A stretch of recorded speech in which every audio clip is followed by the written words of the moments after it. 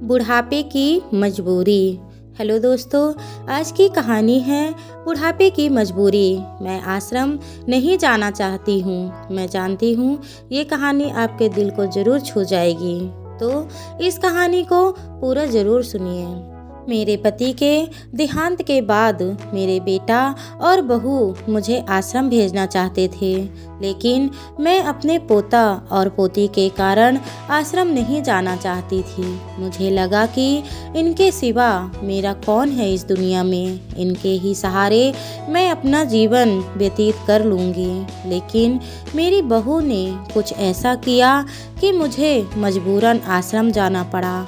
मेरे पति के देहांत के बाद मैं अपने एक लौते बेटे के पास रहती थी। मेरी बहू का एक अलग ही रूप मुझे देखने को मिला, साथ ही बेटे का भी। दोनों के मन में क्या है मैं अच्छे से जानती हूँ। वो चाहते हैं कि मैं वृद्धा आश्रम चली जाऊँ। उनके जाने के बाद मुझे यह सब देखना और सुनना पड़ेगा, इसका मुझे अंदाज़ा भी नहीं था। पर मैं मन मार कर अपने बेटे और बहू की बातें सुनकर भी यहाँ रहती हूँ, क्योंकि मुझे मेरे पोते और पोती दिखाई देते हैं। उनकी एक झलक पाकर मुझे सुकून मिलता है। घर के बाहर एक टीन की झोपड़ी में रहती हूँ। मेरी बहू को कोई दिक्कत नहीं हो, इसलिए मैं घर के बाहर रहती हूँ। बेटे ने थोड़ी मेहरबानी की है तो ऊपर टीन की चादर लगवा दी है। समय समय पर थोड़ा राशन दे देता है तो मैं अपना भोजन बनाकर खा लेती हूँ। मैंने अपने बेटे को कह दिया है कि मेरी वजह से उन दोनों को कोई प्रॉब्लम नहीं होगी, बस मुझे यहीं रहने दें, इसी घर में मुझे मर जाने दें। मैं बस यही चाहती हूँ कि मैं अपने आप को खुशकिस्मत समझती हूँ कि मेरे बेटे और बहू कम से कम मेरे लिए इतना तो कर रहे हैं। मेरा बेटा सुबह 9 बजे नौकरी में जाता है और बच्चे भी उसी समय स्कूल जाते हैं। फिर शाम को 6 बजे मेरा बेटा वापस आता है। बच्चे 3 बजे आते हैं। उन्हें आते जाते निकलते देख मुझे बड़ा सुकून मिलता है। मेरे पति के दोस्त जब कई दिनों बाद मेरे घर आए, मेरे पति के दोस्त उनकी पत्नी का भी स्वर्गवास हो गया है। उस समय पर वो हमारे घर पर आया करते थे। उनसे हमारे अच्छे रिश्ते थे। उनका घर हमारे घर से थोड़ी दूरी पर था। पैरों की समस्या हो गई थी, ठीक से चल भी नहीं पा रहे थे। वो बड़े दिनों बाद मेरे यहाँ आए। मुझे उन्हें देखकर अच्छा लगा। उनका हाल भी मेरी तरह ही था। बच्चे अब उनसे भी परेशान थे। आकर मेरे पास अपना दुखड़ा रोते थे और उन दिनों को याद करते थे। बुढ़ापा हम जैसों को बहुत रुलाता है। उनकी पत्नी का स्वर्गवास हो गया था और उन्हें चलने उठने की समस्या थी, इसलिए वो तो अपना खाना भी नहीं पाते थे। मेरे पास आए तो मैं समझ गई कि यह इतनी मुसीबत में चलकर पुराने दोस्तों के यहाँ चाय और खाने की चाह में ही जाते होंगे। उनकी भी अपनी मजबूरी थी। वो आए तो मैंने उनके लिए खाना बनाया और उन्हें खिलाया, लेकिन वो मना कर रहे थे नहीं खाना।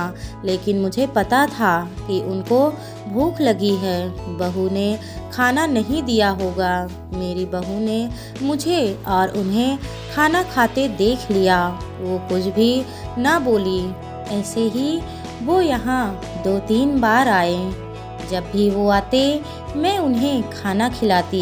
फिर उनके जाने के बाद जब मेरा बेटा आया तो बहू कहती कि तुम्हारी माँ कितनी बेशर्म है, पता नहीं किस किस को आजकल बुलाकर खाना खिला रही है। बड़ी मुश्किल से कमाया जाता है और यह लुटाने में लगी है। इसका राशन बंद करो, कुछ दिन भूखी रहेगी तो अकल ठिकाने आएगी। मैंने कहा कि मैं अपने हिस्से का उन्हें खिलाती हूँ क्योंकि तुम्हारे पिता के पुराने मित्र हैं। फिर भी बहू का उल्टा सीधा बोलना शुरू रहा। घर के बाहर रहकर इनको आज़ादी मिल गई है, पता नहीं क्या क्या करती होंगी। बेटा भी बोला कि कुछ दिन भूखा ही रहने दो इन्हें।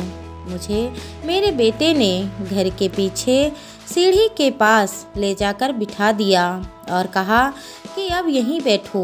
मेरे तो अब आंसू भी सूख गए थे।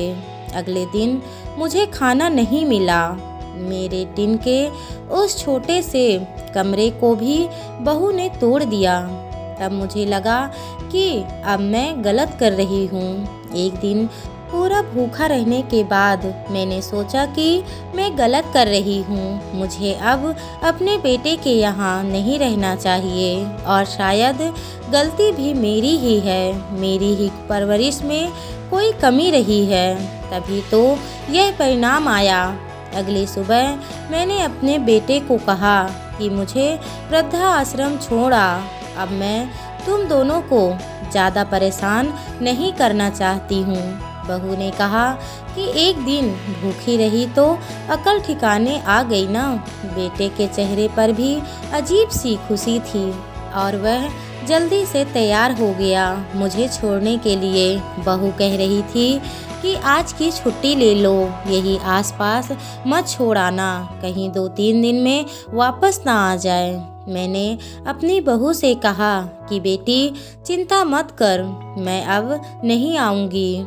मैंने अपने पोता पोती को गले से लगाया क्योंकि मुझे पता था कि अब मिलना नहीं हो पाएगा।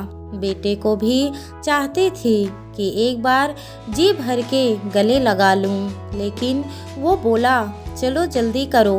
मैंने बहू को कहा कि बेटी अपना ध्यान रखना। मेरा बेटा मुझे छोड़ आया। वहाँ आकर मैंने देखा कि मेरी तरह कई हैं वहाँ। थोड़े दिन उदास रहते हैं, फिर सच को स्वीकार कर लेते हैं। मैं अब यहाँ खुश हूँ, कुछ काम भी करती हूँ। मैं चाहती हूँ कि ऐसा कहूँ कि ऐसा किसी के साथ ना हो, लेकिन ऐसा कब किसके साथ हो जाए कोई बता नहीं सकता। लेकिन माँ बाप को ऐसे समय के लिए भी तैयार रहना चाहिए। बस बच्चों को पाल पोस कर बड़ा कर दो, उनसे कुछ उम्मीद मत रखो। लेकिन मैं उन बच्चों से पूछना चाहती हूँ कि आज जो अपने माँ बाप के साथ कर रहे हैं, कल को उनके बच्चे भी उनके साथ यही करेंगे तो क्या वह बर्दाश्त कर पाएंगे? आपने ये कहावत तो सुनी होगी कि जैसी करनी वैसी भरनी। एक ना एक दिन उनका भी बुढ़ापा आएगा। आपसे बस इतनी ही गुजारिश है कि आप लोग अपने माँ बाप को इतना दुख तकलीफ मत दीजिए, उनका ख्याल रखिए। दोस्तों, आपको ये कहानी कैसी लगी कृपया कमेंट करके ज़रूर बताइए। और अगर ये दिल छू लेने वाली कहानी आपको अच्छी लगी हो तो मेरे चैनल को लाइक सब्सक्राइब करना बिल्कुल ना भूलें। तो धन्यवाद दोस्तों।